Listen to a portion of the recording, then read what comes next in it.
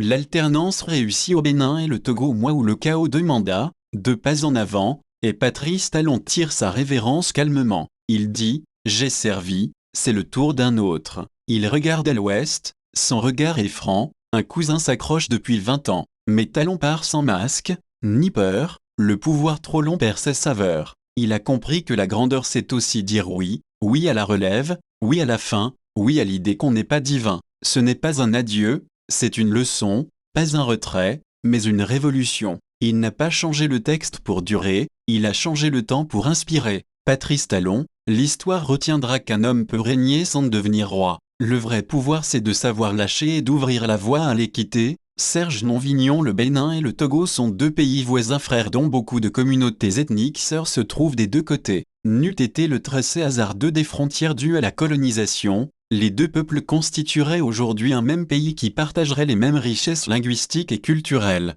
Mais le destin des 2 pays a basculé et est aujourd'hui ce qu'il est, à cause de la brutale intrusion du blanc et plus tard du partage du gâteau africain. Avant les années 90, avant donc que le vent de l'Est ne commençât à souffler en Afrique, l'actualité politique sur le continent noir était en grande partie rythmée par la présence, ici et là, des régimes autoritaires ou de dictatures, organisés autour des partis uniques. Le Bénin et le Togo durent subir chacun de son côté des dictateurs avec des fortunes diverses. Le marxiste-léniniste Mathieu Kérékou régna sur son pays d'une main de fer dès sa prise du pouvoir par un coup d'état militaire le 26 octobre 1972, avec toutes sortes de violations des droits de l'homme. Essoufflé sur le plan économique et isolé sur le plan diplomatique, le Bénin était le premier pays en Afrique à organiser une conférence nationale en janvier 1990 et à ouvrir la voie au multipartisme. Mathieu Kérékou s'excusa auprès de son peuple et accepta les décisions de la conférence nationale.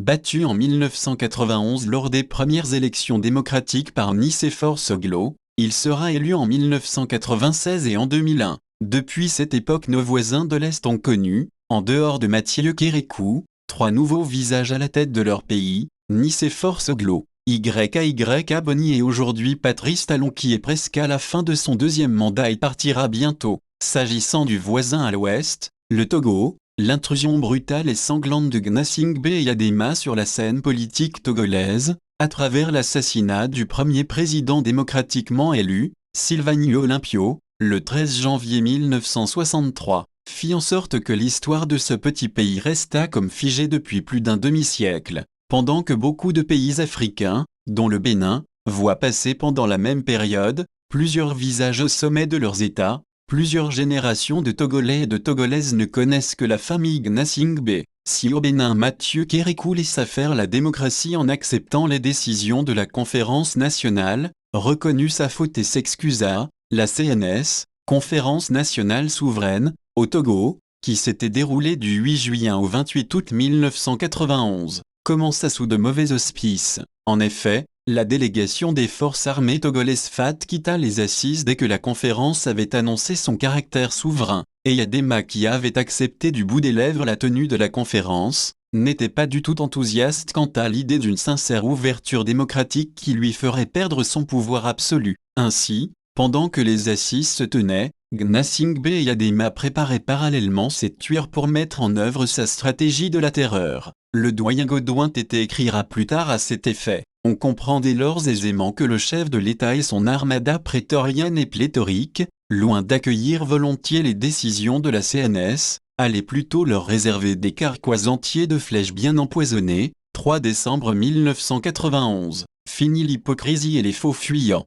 Eyadema laissa tomber le masque et décida d'attaquer par un contingent d'une armée togolaise aux allures tribalo-familiales, les bâtiments de la primature pour en déloger le Premier ministre Joseph Kofigo. L'opération était conduite par son demi-frère Twayi Gnassingbé qui y trouva la mort, bien que bardé de talismans. Ce que Godouin Tété qualifiera de piteuse guerre eyadémaïenne de la primature fera, selon des témoins qui avaient survécu, plus de victimes du côté des assaillants pro-Eyadema que de celui des fidèles au Premier ministre de la transition. Kofigo fut conduit manu militari chez le dictateur Eyadema. C'était la fin de l'application des décisions de la conférence nationale. C'était aussi et surtout la fin des illusions démocratiques togolaises. La dictature, qui n'était en réalité jamais partie, reprit ses droits. Et la suite, tout le monde la connaît. la macabre série d'assassinats ciblés d'opposants commença par, entre autres, l'assassinat par balle de Tavio Amorin le 23 juillet 1992 au quartier Tokwing-Bonvier à Lomé. Pour échapper aux tueurs entretenus et payés par Eyadema et ses proches,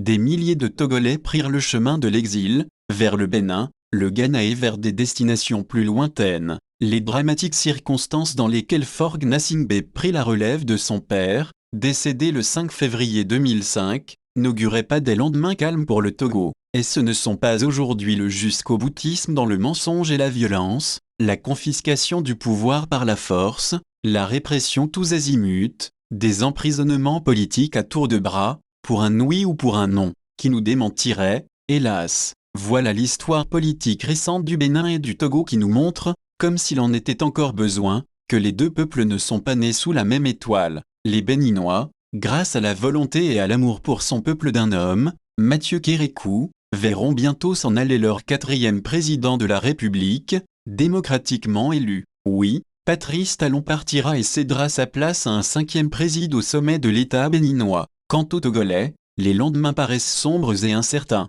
Faure Gnassingbé tiendra-t-il, vaille que vaille, à sa formule, moi ou le chaos, ou sera-t-il assez raisonnable pour mettre de l'eau dans son vin et écouter son peuple, et s'il refuse de voir l'évidence, y aura-t-il quelqu'un, comme ça se passe ailleurs, pour siffler la fin de la récréation et ramener le Togo sur les rails de la démocratie? Datis de question. Samari, Tchadjobo.